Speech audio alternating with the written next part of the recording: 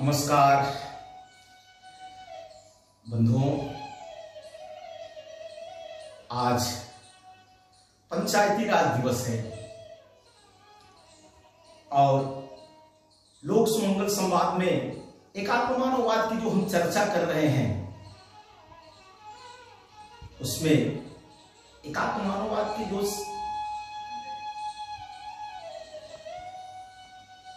समाज वाला पक्ष है उसकी आज चर्चा करेंगे। व्यक्ति, परिवार, समाज, राष्ट्र, विश्व, सृष्टि, इसकी जब हम एक एक करके चर्चा करते जा रहे हैं तो उसमें आज समाज जीवन की बात है, सामाजिकता की बात है। भारत सनातन राष्ट्र रहा है और जब हम इसकी चर्चा करते हैं और तो यहां की सामाजिकता सबसे पहले आती है। समाज कैसे बनता है तो अपनी अलग अलग परिभाषाएं सबकी समाज शास्त्रियों की है और यहां तो सौभाग्य कहिए या दुर्भाग्य कहिए कि कोई भी आप विषय उठाते हैं तो बिना पश्चिम के विद्वानों की चर्चा किए लोग मानते ही नहीं कि पूरा होता है। यानी आप समझिए कि 16वीं शताब्दी के बाद पुर्तगाली आए, डच आए, फ्रांसीसी आए, अंग्रेज आए, हम गुलामी की मानसिकता में ही चले गए। यानी अपने पुराने इतिहास को भी हम भूल गए। कैसी उदात्त हमारे यहाँ की परंपरा रही, लेकिन उसमें केवल किसका दोष है यह हम नहीं कह सकते हैं। सामान्यतया आज से कुछ महीना पहले काशी हिंदू विश्वविद्यालय में माननीय अमित शाह जी एक व्याख्यान में आए हुए थे। उन्होंने कहा कि आखिर अपने देश के इतिहास को ठीक प्रकार से लिखने से किसने रोका था। हम अंग्रेजों पर कब तक यह आरोप लगाते रहेंगे, पश्चिम के लोगों की कब तक बात करते रहेंगे कि उन्होंने ऐसा किया ऐसा किया। यानी हमने क्या किया।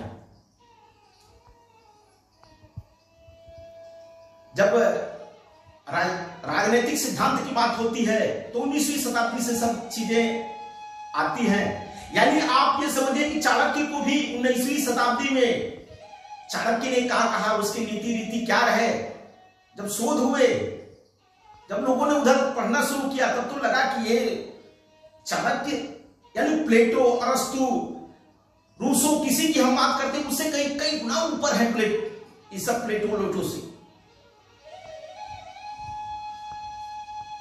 चाणक्य की जब एक नीति की धीरे धीरे अध्ययन शुरू हुआ तब लगा कि हम कितने सुव्यवस्थित व्यवस्था के पक्षधर थे। तो आज हम समाज की चर्चा करने वाले हैं। समाज एक ऐसे तात्विक स्वात्विक लोगों का बड़ा समूह होता है जो अपनी व्यवस्थाओं को ठीक प्रकार से चलाने के लिए काम करता है। यानी हमारे यहां समाज, सोसाइटी, संगठन, संघ ऐसे अनंत काल से बनते आ रहे हैं। और बौद्ध संघों की चर्चा होती है तो इधर के दिनों में देखिए तो ब्रह्म समाज है, आर्य समाज है और आजादी के बाद तो ग्राम समाज की भी चर्चा किस प्रकार से होने लगी। गांधी, लोहिया, दीनदयाल जी ने जिस प्रकार से ग्राम स्वराज की बात, ग्राम सभा में ग्राम स्वराज्य कैसे आए इसके विचार को दिया, तो ग्राम समाज की भी भूमिका किस प्रकार की बनी। आज जब समाज की बात होती है तो समाज पशु पक्षियों के भी बनते हैं, अन्य जीवों के भी बनते हैं और मनुष्य के भी बनते हैं। और जैसे कहते हैं कि शरीर में गुण और अवगुण दोनों रहते हैं, हमारे रक्त में श्वेत और लाल दोनों प्रकार की कणिकाएं होती हैं, ऐसे ही समाज जीवन में दोनों वृत्तियों के लोग रहते हैं। यानी जो डाकू चक्कू के भी समाज हुआ करते हैं, जान पेशा करने वाले लोगों के भी समाज हुआ करते हैं, तो संत समाज भी है, ब्रह्म समाज से लेकर के तमाम समाजों की चर्चा चलती रहती है। तो हम किस प्रकार का समाज चाहते हैं? तो हम सात्विक समाज की रचना करना चाहते हैं। एकात्म मानववाद में जो समाज की बात होती है, तो हम एक सात्विक समाज चाह रहे हैं, सुंदर समाज चाह रहे हैं, जिससे लोगों का जीवन मंगलमय हो, जीवन में खुशियां रहें। समाज यानी दुष्ट समाज नहीं चाहिए। यानी आज कोरोना का जिस प्रकार से आतंक चल रहा है, इसमें से भी कई समाज के लोगों की चर्चा हो रही है। और आज की चर्चा में मेरठ से माननीय मनोज वर्मा जी ने एक बात उठाई है, कहा है कि आज कोरोना वायरस के डर से हम एक शब्द प्रचलित कर रहे हैं, सोशल डिस्टेंशन का, सामाजिक दूरी का। यह उचित है क्या? यानी समाज को हम लपेट रहे हैं। मनोज जी, आपका बहुत बहुत धन्यवाद। यह सही है प्रश्न। और समाज में दोनों प्रकार के समाज के लोग हैं। आपने ठीक कहा कि इसको सामाजिक दूरी न कह करके इसको शारीरिक दूरी कहा जाए, लेकिन ये समूहों में इकट्ठा होकर के प्रयत्नपूर्वक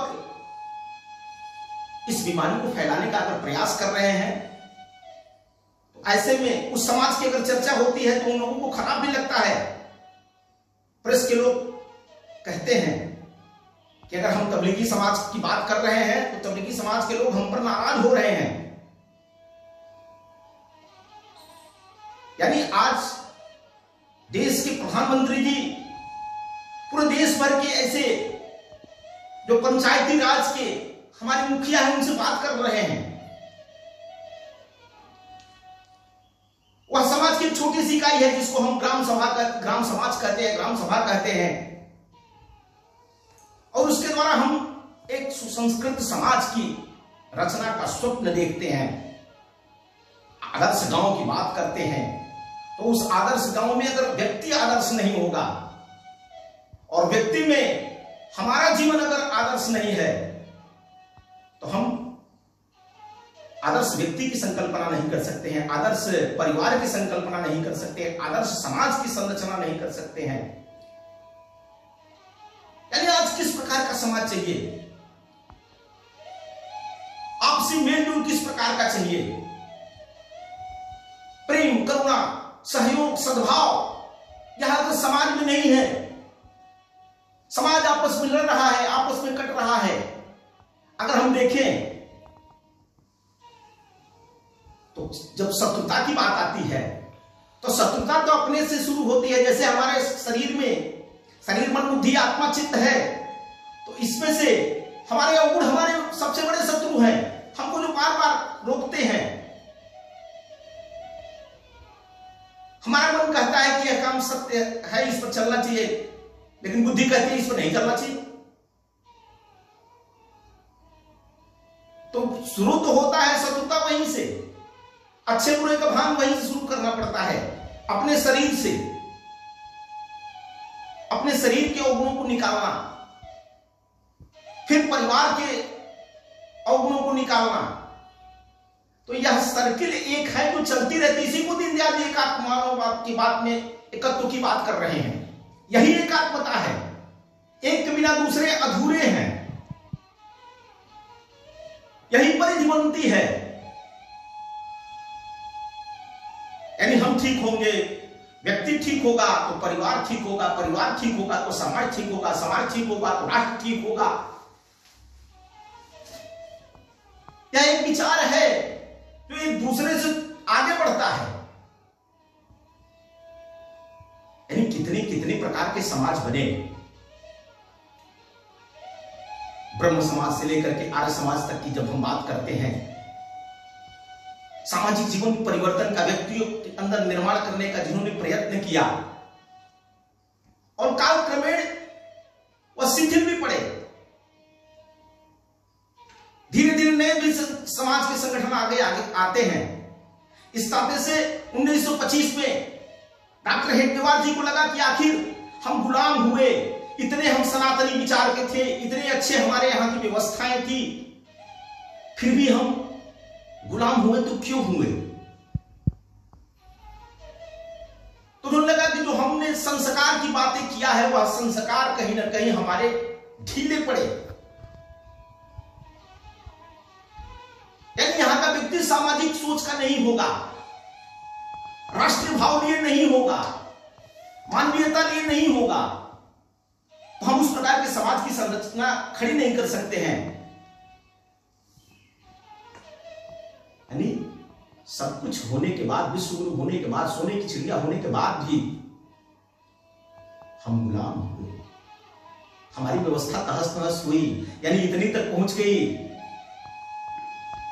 कि विचार में, दर्शन में जब चर्चा होती है, वैज्ञानिकों में जब चर्चा होती है, तो हमारे यहाँ के दार्शनिक विचारक वैज्ञानिकों की चर्चा कहीं होती ही नहीं। कोई अर्थशास्त्री, कोई समाजशास्त्री, यानी समाजशास्त्र और नागरिक शास्त्र की जब बात हम करते हैं तो उसमें से पश्चिम के विचारकों को ज्यादा सुनते हैं, लेकिन अपने यहां के जो विचारक काम किए थे, जो एक सुव्यवस्थित समाज की संकल्पना हमने किया था, उस पर शोध करने का काम कौन करेगा? तो ये हम आप जैसे नई पीढ़ी के लोग करेंगे। मैं आपसे यह बातें इस नाते से नहीं करता हूं कि मैं विद्वान हूं और आपको मैं सिखाने के लिए करता हूं। हमारे आदरणीय कहते हैं हृदय नारायण दीक्षित जी कि जो पढ़िए गुनिए, जो उसको चार लोगों से चर्चा करिए, तब यह आपकी बातें करेक्ट होंगी। इस नाते से मैं आपके बीच में ये सब बातें करता हूं। मैं इस विषय का कोई तज्ञ नहीं हूं, न मेरे अंदर इस बात को लेकर के कोई वो है। मैं तो आपसे संवाद करके इस बात को आगे बढ़ाना चाहता हूं कि हम आप मिलकर के समाज जीवन में ऐसी एक व्यवस्था खड़ा करें जो मानवीयता के आधार पर व्यष्टि से लेकर के समष्टि तक की लोक मंगल की बात, सुमंगल की बात करे, और उस प्रकार के ऐसे नौजवान खड़े हो, उस प्रकार के ऐसे व्यवस्था खड़ी हो जिसकी तरफ पंडित दीनदयाल उपाध्याय जी ने इंगित किया था। कहते हैं ना कि इसके बारे में दोनों प्रकार के, यानी समाज में अच्छे और बुरे लोग रहेंगे, ठीक है, रहेंगे। इसके लिए पूज्य गुरु नानक देव जी बहुत अच्छा उनका संस्मरण आता है। वह यात्रा में निकले हुए थे, गांव में गए, वहां के लोगों ने बहुत उनका आदर सत्कार किया, बहुत सभ्य लोग थे, तो उनको उन्होंने आशीर्वाद दिया, उजड़ जाओ। दूसरे गांव में गए, वहां के लोगों ने उनके साथ दुर्व्यवहार किया, वह सब संस्कारित नहीं थे, उनको कहा कि आप यहीं बसे रहो। यानी दुष्ट प्रवृत्ति के लोग एक स्थान पर रहे, सीमित रहे, और अच्छे लोग समाज जीवन में फैले, उनका विकास हो। इस प्रकार की गुरु नानक देव जी की संकल्पना थी। और आज समाज में इसी प्रकार की प्रयत्न करने वाले पंडित दीनदयाल उपाध्याय के विचारों पर चलने वाले नरेंद्र मोदी जी आज समाज जीवन की इसी प्रकार की उसकी संकल्पना कर रहे हैं कि समाज हमारा व्यवस्थित हो, सुसंस्कृत हो, सुंदर हो, तब हम विश्व को जिस प्रकार के कल्याण की बात करते हैं, प्राणियों में सद्भावना की बात करते हैं, हम वसुधैव कुटुंबकम की जो बात करते हैं, हम सबके सुख में जीवन की जो बात कर रहे हैं, वह बात होगी। नहीं तो समाज तो तबलीगी समाज भी है, जिसके मन में कहां से द्वेष आ गया कि नहीं दूसरे को भी कोरोना फैलाना है।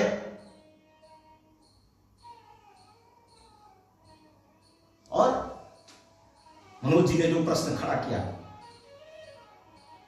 तो समाज में सब प्रकार के लोग रहते हैं, और ठीक बात है कि इसमें सामाजिक दूरी की बजाय शारीरिक दूरी की बात है, इसको दूसरे प्रकार से न लिया जाए। लेकिन समाज जीवन में हम सबको समाज की संकल्पना में अगर कहते हैं तो अच्छे समाज के लोगों को ही हम समाज का दर्जा दे सकते हैं। इस नाते से पंडित दीनदयाल उपाध्याय जी ने जिस समाज की संकल्पना की, उसमें देवत्व वाला व्यक्ति चाहिए, सात्विक तात्विक व्यक्ति चाहिए, तब उस समाज की संकल्पना को पूरा हम कर सकते हैं। और इस नाते से